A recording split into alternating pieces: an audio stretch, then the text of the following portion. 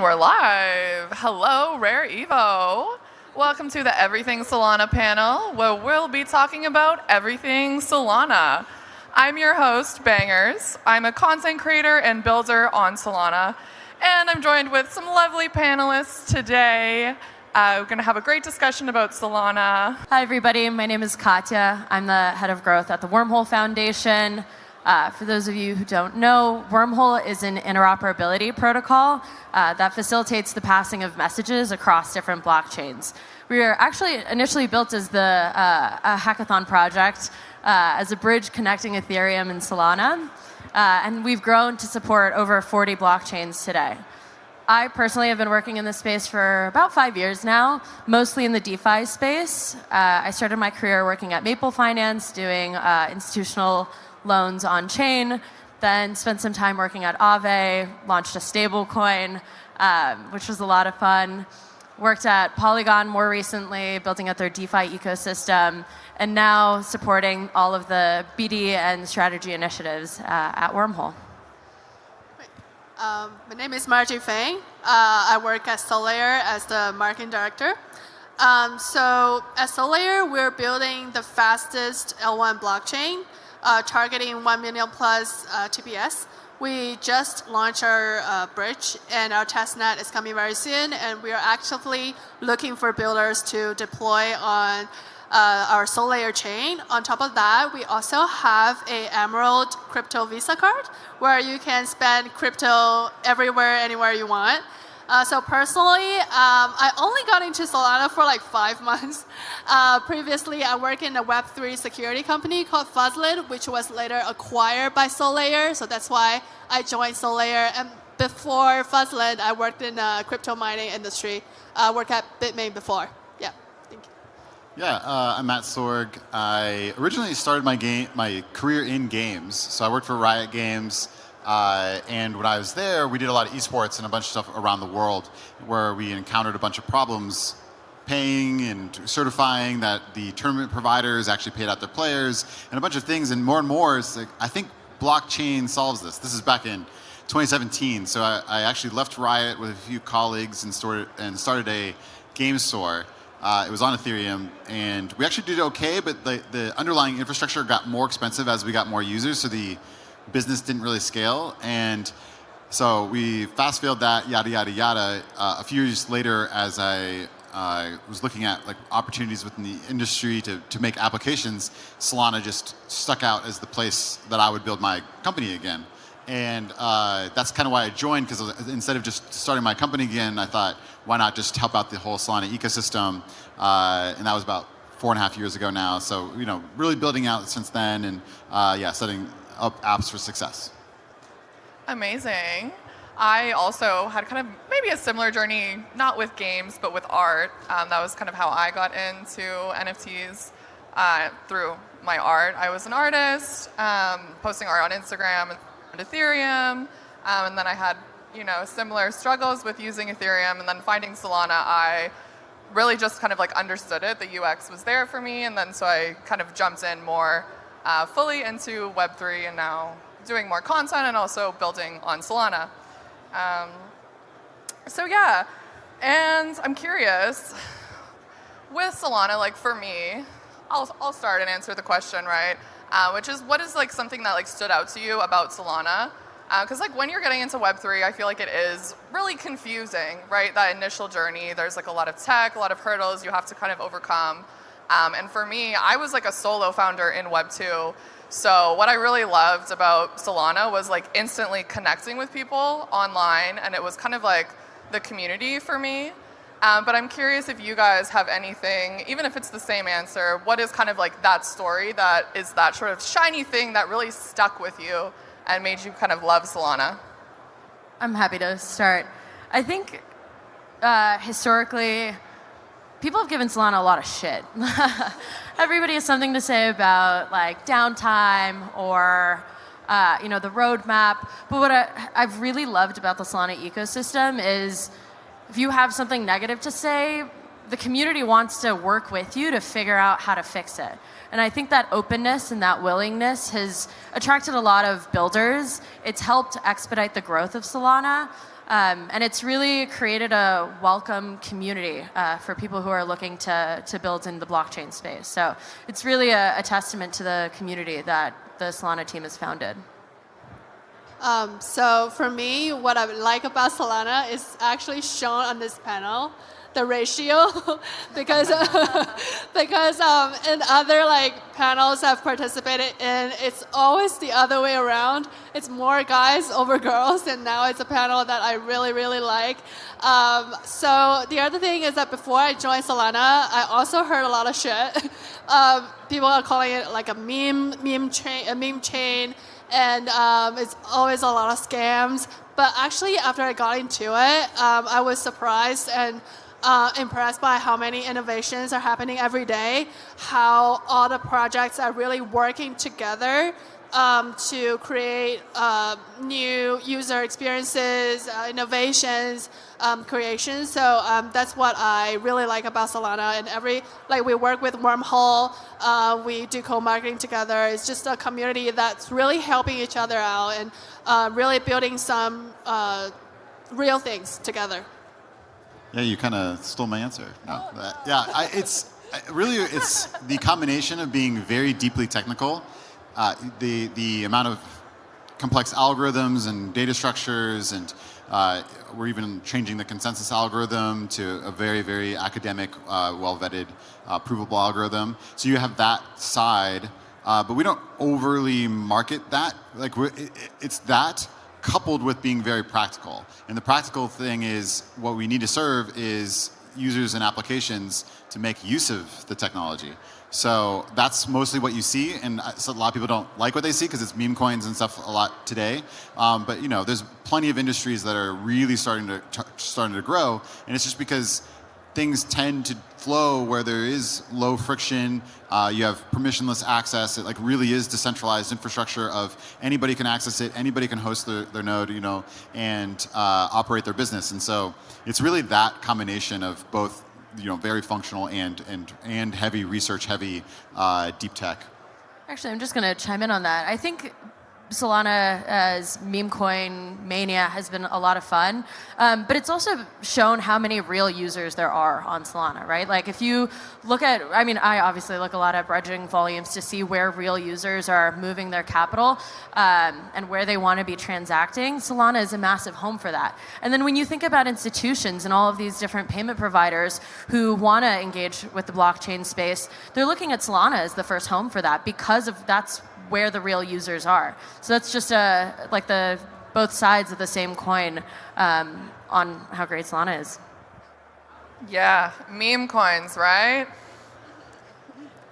It's a fun time on Solana. It gets a bit chaotic. And yeah, Solana really does have a rep for, you've heard it, but call it the meme coin casino, right?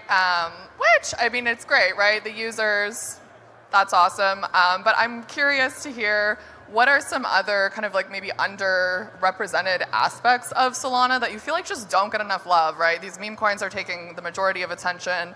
Maybe it's something specifically from your project or another, or just a sector of the industry in general that you think should be having more attention. I'm happy to start us off. I touched on this briefly earlier, but I think institutional volume is huge, right? I think a lot of teams who are looking at engaging with public blockchains for the very first time. BlackRock is a great example of this.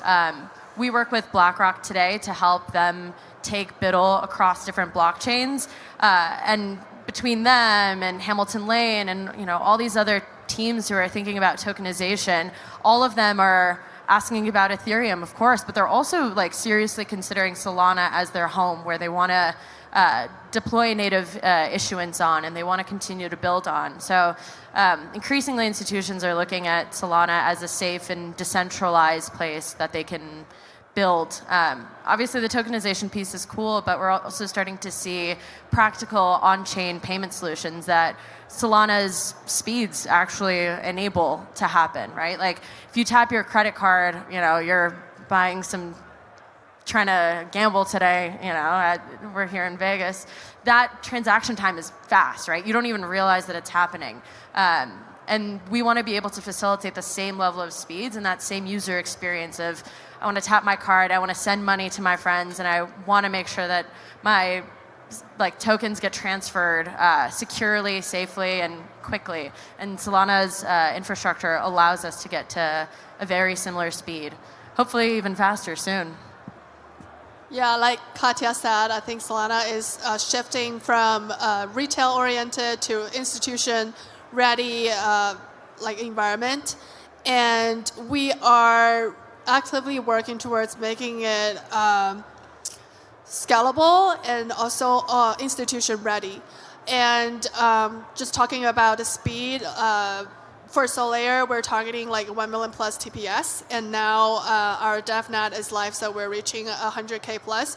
So we are working towards to scale on-chain finance, and we also have the card. So basically, really fast transaction. You can just use it on your phone through Apple Pay, Google Pay, and just tap it, using crypto without even noticing that you're using crypto, and that's one part of mass adoption that also draws the attention from the institutions as well.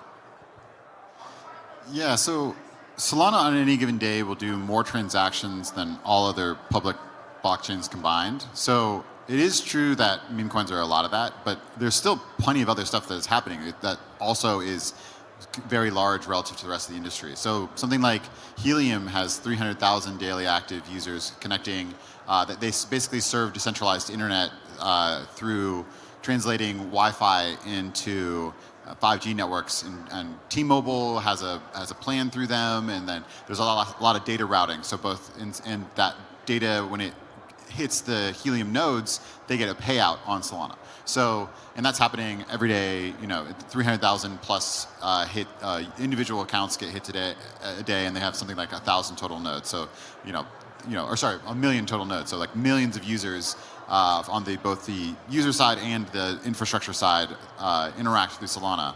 And so that's just one example. There's plenty of other DePIN, Geo.net, Zandium right over there. They do data hosting. So there's this whole new capital efficient market that is being formed where people can raise capital and do some model based on some physical infrastructure, some other business model. And it's really hard to do that with traditional rails because you have to pay a bunch of money, or it's not really transparent to the buyers what they're actually buying. But when everything's in code, you say, oh, I can buy this node, I just serve my internet, or I serve this data, or I collect, I serve this GPU and I get paid in this fashion.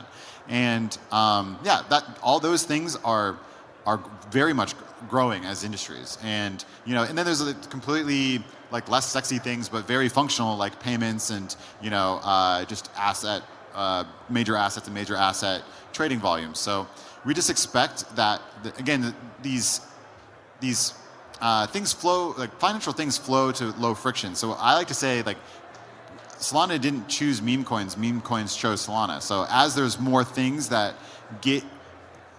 need just more efficient finance, things will flow to this infrastructure.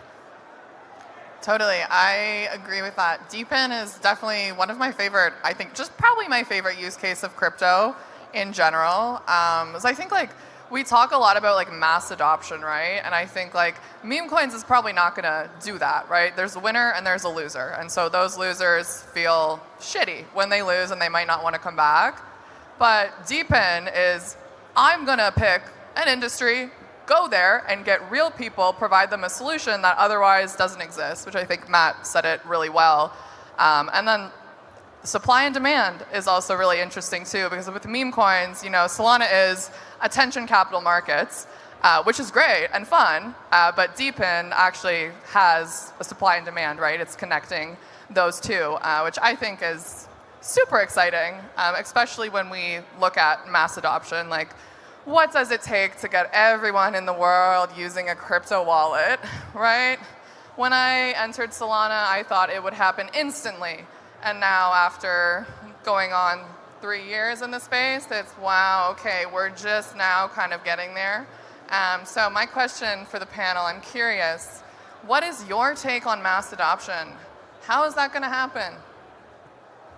I have this saying that my friend told me, that people tend to overestimate what's going to happen in 1 year, but extremely underestimate what's going to happen in 10. And I think that's kind of basically another way of saying what you said, is that, yeah, in the last 3 years, definitely progress has been made, and it feels slow, but we're on this exponential curve. If you actually look at what's happening now versus 3 years ago, it is enormous. And on just the types of entities coming in, 3 years ago, big companies would come in and do something, but it'd be some R&D department that needed some exposure just to say they had a blockchain strategy. Now, core businesses are moving onto blockchain just because it is better infrastructure. And I think that will feel slow. It will. But in 10 years' time, just like email took over and now you're signing billion-dollar deals through signatures through your email, the same thing will happen to blockchain. It'll just take over majority of different types of finance and different types of applications all over the internet. For me, I guess mass adoption means that my parents will know what I'm doing exactly. So I'm still having a hard time telling my parents what is Solana, what are we doing, what is a token, and then I think, Solar's product, Emerald Card, is a great example. So I just told them that, okay, we have a card, and basically you put in USDC, which is a stable coin, and then you can just swipe it anywhere you want and just buy stuff, like you use your normal credit card, and you can get cash back. That's rewards, and then also you can get on-chain rewards. You can get airdrop some tokens directly into your pocket. So I did this explanation. I think they understood. They haven't got the card, but I'll try to convince them. So for me, I guess mass adoption means that your friends who have never been into Web3, never done anything like that, will understand what you're doing, what your product is, and is willing to use that to experience it. Yeah, that's what mass adoption means to me. Yeah, I think my dad understands what Bitcoin is, but I think that's as far as we've made it so far. Yeah. I think USDC, that's a next year problem. I think mass adoption is really interesting. I think when we're in this crypto bubble, we get so enamored by all the different protocols that are being built. Don't get me wrong, I love the Wormhole branding. We worked very hard on it. I don't want you to know that you're using it, right? I'd love for some of these protocols to really just start to fade into the background, and for users to stop having to make decisions on which lending markets they're going to interact with and which bridge they're going to use to transfer assets. I think the simpler and more digestible we can make this, more similar to the Web 2 experience, that's really the future that I want us to work towards, and we've made great strides in working towards. I think a couple years ago, we've been talking about chain abstraction forever. It's almost memeable on crypto Twitter at this point. Nobody really knows what it means, but finally with faster settlement times and the innovations that are being made on the blockchain level, you're really starting to get people who know they like a product, they know they like a token, they like their wallet, but they don't really have to understand all of the complexities powering it. They just need to know that their money was one place, their USDC was one place, and now it's somewhere else. And that really helps people get comfortable with the space and helps get people who aren't super technical excited about using crypto. Yeah, I totally agree. People shouldn't know that they're using a crypto app, right? I think that's kind of the end-all, be-all. Of course, obviously having an appreciation for the technology and that kind of education is great, but there's just so many hurdles that a user has to jump through to kind of understand crypto. And this is one of the things that I really like about Solana, is that I feel because it is fast, it does have a lot of cool aspects of technology that really makes those barriers a lot lower. One of my favorites, I spoke earlier that I came into Solana through NFTs. And so one of my favorite parts of the Solana technology are compressed NFTs. And if you're not familiar with these, basically Matt might know a lot more and be able to explain it technically, but you can make a lot of NFTs, millions of NFTs, okay, for a little bit of money. And that, especially if you're building kind of in games, you want to have tradable assets, right? These kind of consumer apps that want to bring ownership to their users. That is really awesome because you can completely abstract the cost away from the user, and instead of the user having to pay $5 to put this asset on chain so they can own it, it becomes free, frictionless. They don't even know that they're signing a transaction. So yeah, I'm pretty bullish on Solana's technology, but I want to throw it back to Matt. I'm curious, is there some kind of, technology of Solana that's sort of hiding that might need to be a little bit more appreciated, or you could see becoming this big thing? Well, it would be a big thing in terms of the user experience, but kind of like what you've been saying is, yeah, we also don't necessarily want to be in the forefront as the brand or anything like that. We just want awesome applications to be able to build on top. And yeah, we're very much very rapidly increasing the protocol. We've already increased it over 25% this year, probably going to double it. That's future release. It's like on testnet right now, so not something theoretical, and hopefully as much as 10x next year. While we're also upgrading consensus, it's called Alpenglow. The paper's out. It's actually pretty human readable. It's a fairly simple protocol, and therefore it's actually provable that it satisfies under Byzantine fault tolerant conditions, that it is a safe spec and a very, very, very performant spec that will reach finality in about 100 to 150 milliseconds. So just, and that's full finality. So very good user experience stuff. Helps a lot with bridges. They don't have to worry as much about reorg risk or other attack vectors. And and then other things around, client diversity, Firedancer coming out, just like a hyper efficient network. I could really go on forever. Like this is a very large ecosystem with a lot of amazing technologies being developed in parallel that, again, hopefully the user doesn't have to care about what exactly enabled this thing, but they're just seeing exposure to a new market or a new type of asset or something that they can, have fun with. Cool, really cool. Yeah, I think there's a lot. I mean, look at where we've gotten, right? Solana is 5 years old? Yeah. 5 years old, right? This industry is still so new. We are still early, right? Kind of something we said in the early days, but I still feel like, right, we are now kind of entering a more rapid pace, at least I feel, where there's these new headlines, right? It's like, oh, okay, more institutions, all of this getting involved. So it's super exciting to see just the way that crypto is being adopted, and especially in Solana, having that kind of ground floor view.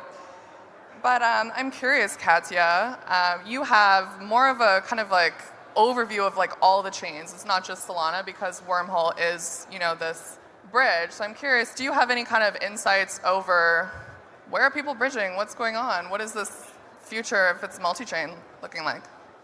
Yeah, multi-chain is a very interesting topic. Everybody wants to build everywhere. Everybody wants to be able to meet their potential users wherever they are.